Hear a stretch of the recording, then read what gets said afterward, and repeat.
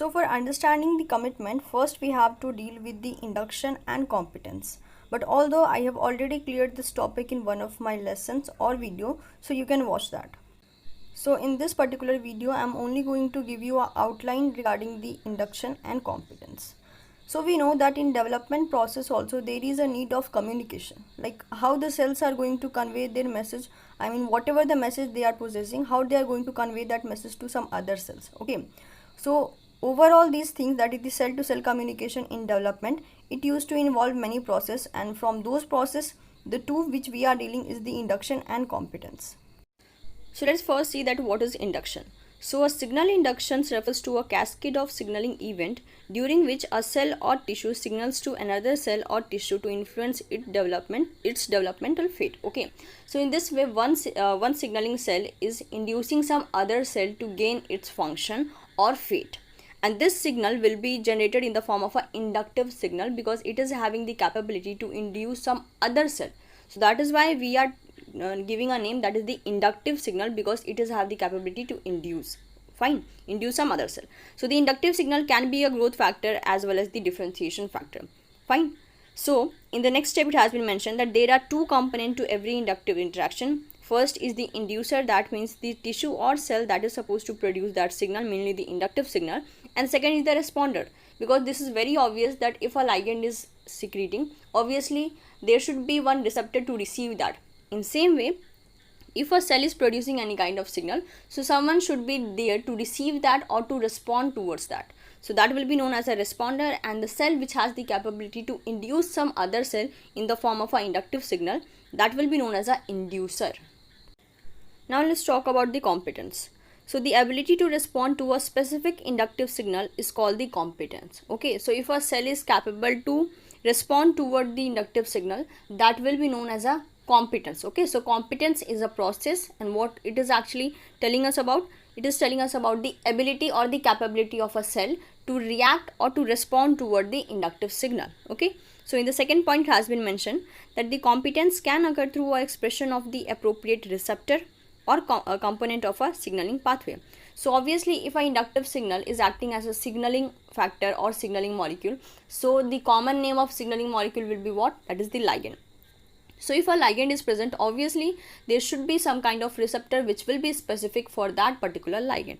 So this competence can be attained with the help of receptor and ligand binding, or there may be an involvement of any kind of a component which is involved in that particular signaling pathway. Okay. The best example for the competence and induction is the process of eye lens development, which I have already covered on teaching Pathshala. So we have made a quick revision regarding the induction and the competence. Now let's switch to the cell fate and commitment. So first of all, we have to know that what is cell fate. So cell fate describes the range of cell type a particular cell can give rise to during the normal development.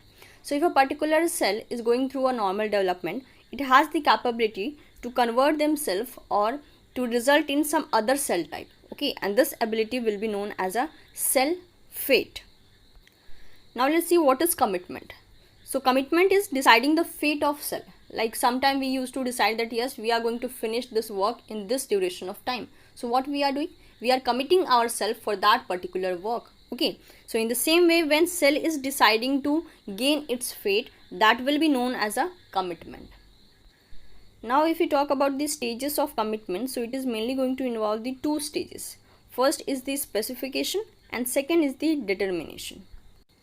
Every cell in its life, first it used to enter in the specification stage, and then it is going to make its entry into the determination phase. So now let's first talk about the specification, and then we are going to switch on determination. So what is specification? So it is a labile phase, so it is not fixed.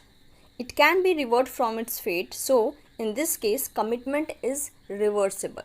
So if we are talking about the reversible commitment, then it will going to denote the condition of specification. So what is the meaning of reversible commitment?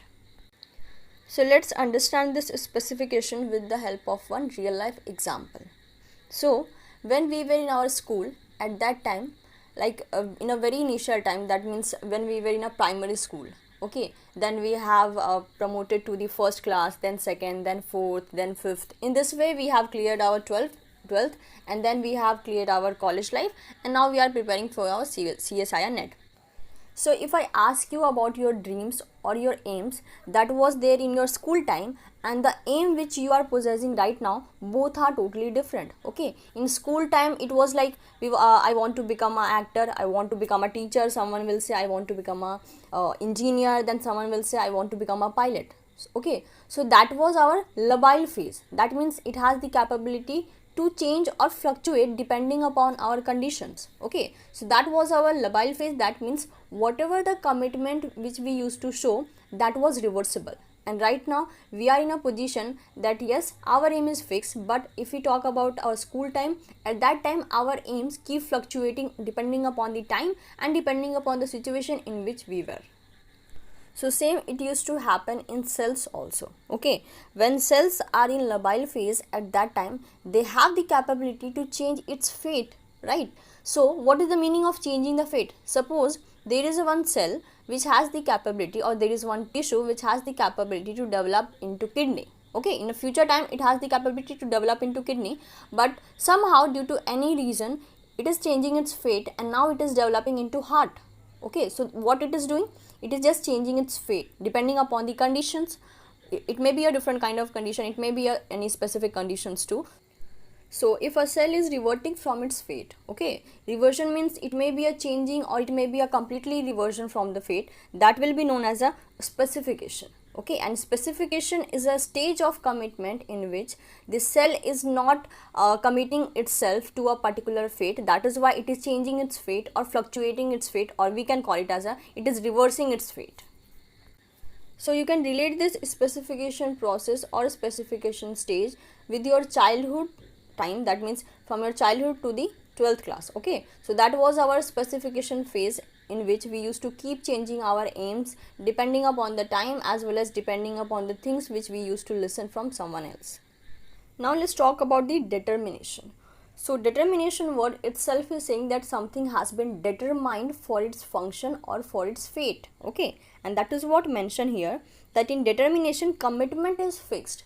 That means whatever the work for which I am committing, that work I am going to do at any cost. I am not going to revert back from my fate or from my commitment.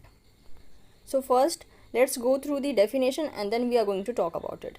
So in determination, commitment is fixed, so it is not going to revert from its fate, so commitment is irreversible. So this is a condition in which the commitment is irreversible. That means the cell which has decided for its fate, it is not going to revert back from it because it is in a determination phase from where the reversion or reversal is not possible. Okay, so if a cell has decided or if a cell has the capability or fate to give rise to the kidney, obviously at any cost it is going to give rise to the kidney. It is not going to change its fate, and that is what called the determination. So in practical life, what is the determination phase? That means the phase in which we are right now. Okay, right now we are determined for our aim. We know that what we are doing in our life. So this is a phase of determination. Okay, from childhood to school time we were in our specification phase, but now after 12, that means from college life to till now, we are in our determination phase because we are determined for our aim. We know that what we are doing, even though we are not going to change our aim depending upon someone else. So in the same way, when cells become capable to give rise to the same structure for which they are possessing their fate, at that time we call them as a determined cell. Okay, so that means they have a fixed commitment. Okay, they are not having the fluctuated commitment, they are fixed for their commitment and they are not going to revert back from there. So in the second line it has been mentioned, so a cell is called determined when it is capable to differentiate autonomously even when placed into another embryonic cell. So autonomous means that is self-capable. So if a cell is self-capable to develop according to its fate, it is not going to get any kind of a influencing factor from the neighboring cell or from the surrounding cell, and that is what called the determination. So if you want to summarize specification and determination, so we can say that when the commitment is irreversible or fluctuation is there in the commitment, at that time we will call that the cell is in a specification phase. But if the fate or the commitment is fixed and it is not going to revert back at any cost, at that time the cell is in a determined stage or determination stage. Okay, now the next term is differentiation. What is the meaning of differentiation? So the cell differentiation is the process by which cell becomes structurally and functionally specialized, allowing the formation of a distinct cell type. So the structural and functional specificity of a cell depend upon the protein it synthesizes. So obviously differentiation is what? That is the gaining of specific function. Okay, for example, the B cell. It's not like whenever there is a origination of a B cell, at that time only they are supposed to get its function. No, after maturation and after some time, okay, after some time it used to get its desired function, and that is what called the differentiation of a cell. Okay, that means differentiation is a process at which cell used to gain its specific function, and depending upon that it is going to do its function for its entire life. Okay, and that is what called the differentiation of a cell or differentiation stage of a cell. So in the simplest form, we can say that the differentiation is assigning the function to a particular cell which will give its identity. And that is what mentioned in the first line, that is the cell becomes structurally and functionally specialized. Okay, so right now we are done with all the basics. Now we can relate each and every process with a cell stage. Okay, so there is an indication of a two type of arrow, that is the forward arrow and the revert arrow. Revert arrow is going to tell you about the reversion property, that means the reverting back from the fate. Okay, that will be denoted by the revert back arrow, and the forward arrow will going to show you the stages development. Okay, the dark the forward arrow, dark is the fate or the commitment, and the light the forward arrow, light will be the commitment, that means the reversal will be there. Okay, dark the revert back arrow, that is indicating the high possibility of reverting back from the fate, and as the overall back arrow is becoming light, that means it has the less capability to revert back from its fate. Okay, so we know that each and every cell, first it used to have its undifferentiated stage. Okay, and in that stage it can develop into any other kind of cell. So first stage will be, that is the undifferentiated cell or undifferentiated stage. After that the cell is going to enter into the specification stage. So you can see that the forward arrow is in a light color, that means here the commitment is very light, that means very weak. Okay, but the revert back arrow is very dark, so dark means strongness. Okay, so revert back arrow is very dark, which is indicating the highest reverting back property. So it has the high capability to revert back from its fate when cell is in a specification stage. So after this specification stage, the forward arrow is becoming dark as compared to the previous condition. That means with time the cell is start gaining its commitment and it is becoming serious for its commitment, and along with that the revert back arrow is becoming light. So that is indicating a less reversion property, or there is a very weak reversion property. Okay, so after that the cell has entered into the determination phase, and you can see the dark forward arrow, that means the commitment is very dark, that means the commitment is very much strong, and the revert back arrow has become light, that means reversion property is very weak or very low, or there is a no reversion property at the determination phase. And after the determination stage, the cell is going to enter into the differentiation stage. That means after the determination, the cell is going to get its desired function. Okay, and again the arrow is very much dark, that is indicating the highest commitment possibility. So let's revise it once again.